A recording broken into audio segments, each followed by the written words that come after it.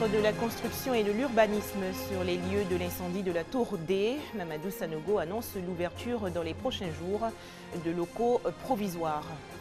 Au sommaire également, la 5e session extraordinaire du comité consultatif général du CAMES. Les travaux se déroulent à Abidjan. Enfin, la viande de lama de plus en plus prisée en Bolivie. Il s'agit de réduire les risques liés à la consommation de viande rouge. Bonsoir à tous et bienvenue dans ce 19h30. D'énormes dégâts matériels après l'incendie survenu le 27 mars dernier à la Tour D dans la commune du Plateau. On le sait, le guichet unique du foncier et de l'habitat a été complètement ravagé. Le ministre de la Construction et de l'Urbanisme s'est rendu aujourd'hui sur les lieux du sinistre pour voir l'ampleur de la catastrophe. Mamadou Sanogo a rassuré les usagers et annoncé que des dispositions seront prises rapidement pour ouvrir des locaux provisoires. Des murs noircis, des câbles qui pendent, des plafonds ravagés par les flammes. Le matériel bureautique n'a également pas échappé au feu. C'est le constat fait par le ministre de la Construction, Mamadou Sanogo, qui s'est rendu ce lundi après-midi sur les lieux de l'incendie. Nous avons constaté que les dégâts sont beaucoup plus sérieux que nous le pensions. Mais toujours est-il que il faut attendre d'abord de savoir un peu l'origine de cet incendie. Est-ce une origine criminelle? Est-ce une raison de défaillance technique? Nous ne le savons pas. Le ministre Mamadou Sanogo a indiqué que des mesures seront rapidement prises pour assurer le fonctionnement des services. Nous allons prendre des dispositions pour faire en sorte que des locaux provisoires soient trouvés dans le périmètre du plateau ou tout au plus des deux plateaux. Et puis à côté de cela, essayer d'évaluer le coût de la réhabilitation donc, de ce guichet. Et puis sans délai, une fois les enquêtes terminées, attaquer donc la réhabilitation. C'est tôt le dimanche matin que l'incendie s'est déclaré au guichet unique du foncier et de l'habitat logé à la Tour D au plateau. Les sapeurs-pompiers militaires sont venus à bout de l'incendie qui n'a fait aucune perte en vie humaine. C'était un reportage de Michel Digré et Dramous Koné. Autre actualité nationale, la 5e session extraordinaire du comité consultatif général du Conseil africain et malgache pour l'enseignement supérieur. Les travaux se déroulent à l'université Félix Houphouët-Boigny de Cocody les 29 et 30 mars 2016. Plusieurs sujets au menu, notamment l'examen du guide d'évaluation de l'enseignant-chercheur. C'est un reportage de Noussangaré et Franck Kouadio.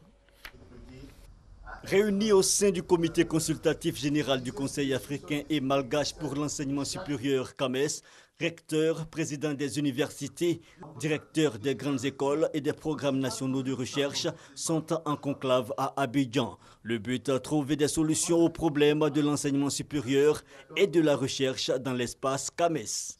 Plusieurs sujets seront abordés au cours de cette rencontre de 2 jours, à savoir l'examen du nouveau règlement intérieur et du guide d'évaluation de l'enseignant-chercheur. Il s'agira aussi de plancher sur la problématique de la grille d'évaluation du concours d'agrégation des sciences juridiques, politiques, économiques et de gestion. Une des missions essentielles du CAMES, c'est l'évaluation des enseignants-chercheurs et chercheurs, donc ce qui permet la promotion des enseignants dans l'espace CAMES. Le fait de reconnaître un diplôme au sein du Conseil africain et malgache, ça confère une crédibilité régionale, voire internationale au diplôme. Nous sommes en train là de réviser un texte qui va permettre le bon fonctionnement du CAMES, le bon fonctionnement de CCI, c'est-à-dire le comité consultatif interafricain, et le bon fonctionnement de CTS, comité technique spécialisé du CAMES. Donc en somme, donner les outils qu'il faut au CAMES pour qu'il fonctionne, qu'il soit plus opérationnel encore. Les délibérations de ces travaux seront soumises au Conseil des ministres du Conseil africain et malgache pour l'enseignement supérieur CAMES, conseil qui regroupe tous les pays de l'enseignement supérieur des pays membres du CAMES. Il se tiendra du 2 au 6 mai prochain à Dakar, au Sénégal.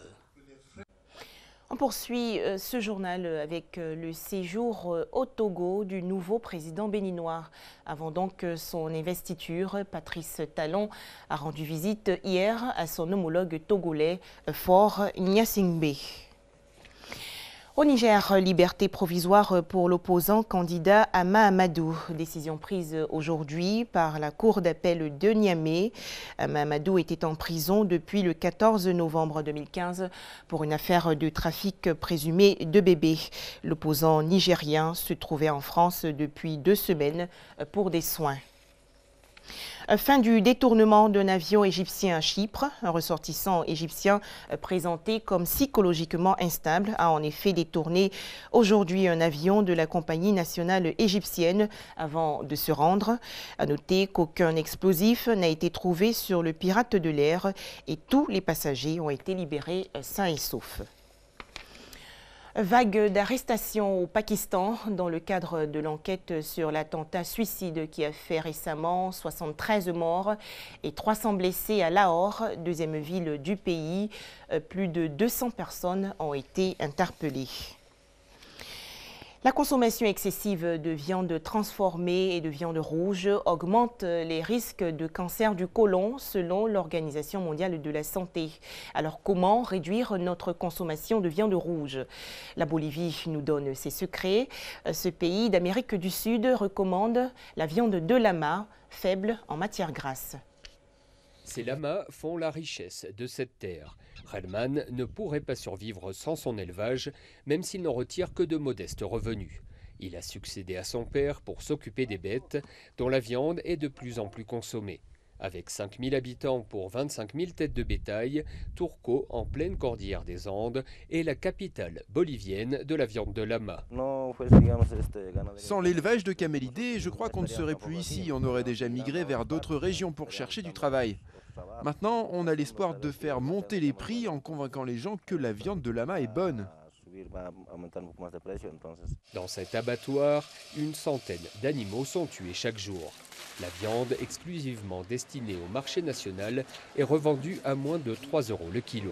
Elle est également transformée dans le village sous forme de viande déshydratée et de charcuterie. Avant, la viande de lama n'était pas appréciée. Je me rappelle même qu'il y a 30 ans, on ne pouvait pas la vendre librement à La Paz. On devait se cacher. Les gens disaient que c'était une viande sauvage, qu'elle n'était pas comestible. Ils la considéraient comme de la viande de cheval ou d'âne.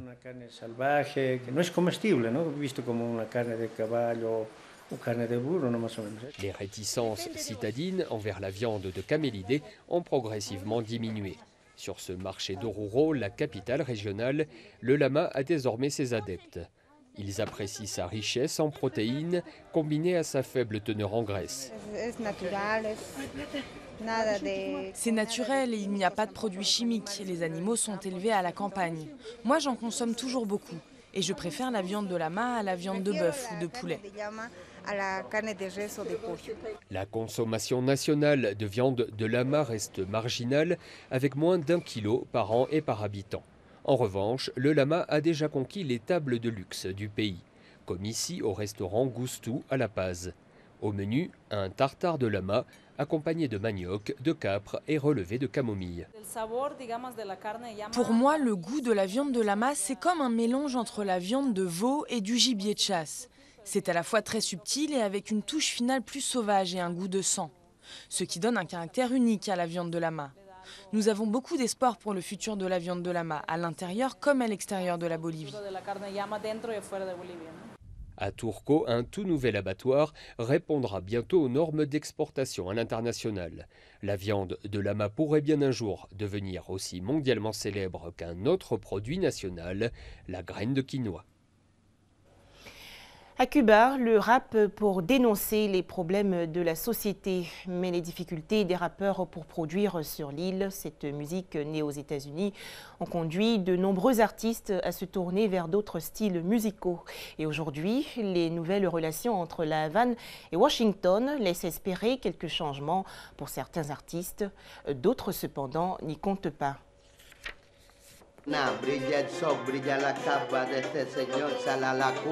Ça fait 20 ans qu'Etienne s'inspire de rappeurs comme Busta Rhymes ou Eminem, des gringos comme il dit. Il a eu l'opportunité d'aller en voir quelques-uns en concert aux États-Unis. Maintenant, il voudrait que ce soit les Américains qui viennent à lui. Avec les nouvelles relations entre Washington et la Havane, il espère davantage d'échanges culturels. Les choses vont changer pour les rappeurs avec ce rapprochement, parce que nous produisons une musique qui vient des États-Unis. Donc quand les gens vont venir à Cuba, ils vont dire « Bon, je connais le rap nord-américain, montre-moi le rap cubain ».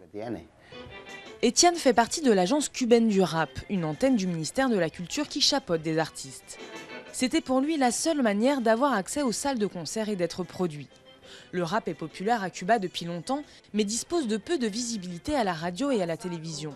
Par essence, cette musique née aux États-Unis critique le système et n'est pas la bienvenue dans les lieux culturels de l'État. C'est ce qui a poussé David à faire de sa maison un espace créatif où il invite des artistes à s'exprimer, notamment lors de soirées micro ouverts. He tratado de hacer mis conciertos en lugares públicos, pero pasa un día antes del concierto me dicen, no, se rompió el motor del agua del cine y ya no puedes hacer el concierto.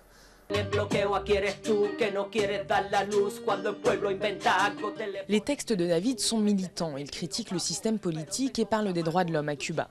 Au cours de ses activités, il a été arrêté plusieurs fois par la police. Selon lui, l'ouverture du pays et le rapprochement avec les États-Unis ne vont pas aider le sort des artistes. Il aspire à un changement du pouvoir. El gobierno cubano está dando una imagen al mundo de que el bloqueo americano, que deberían quitarlo, pero ¿qué es lo que quieren? Que le quiten el bloqueo a ellos como gobierno. Seguir dominando la cultura, seguir dominando la economía, seguir... Este país es un país de 4 generales y 11 millones de esclavos. La musique anglo-saxonne sera en tout cas à l'honneur dans quelques jours. Le légendaire groupe de rock Rolling Stones va jouer à la Havane. Un événement qui marque sans doute le début d'une série de concerts sur l'île où les artistes voudront jouer pour la première fois. Enfin, 4e et dernière journée des éliminatoires de la Coupe d'Afrique des Nations Gabon 2017. Les éléphants de Côte d'Ivoire sont actuellement aux prises avec les crocodiles du Soudan. Déjà un but partout, score acquis à la première mi-temps à Khartoum, la capitale soudanaise. Ricardo Zama du service sport. La rentrée de touche. Un superbe contrôle orienté. Et ce ballon de Touri, peut-être l'ouverture. Goal! Et ça passe là, cette belle frappe. Et il est content.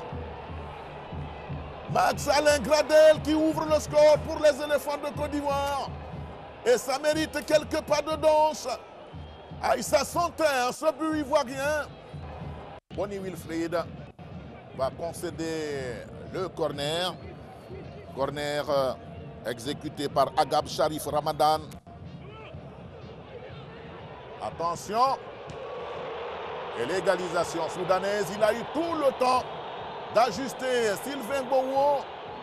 Impunément, le capitaine soudanais, il a pris tout son temps. Il était libre de tout marquage. Et il a réussi à envoyer le ballon dans les buts de Bowo Sylvain, voilà qui relance ce match.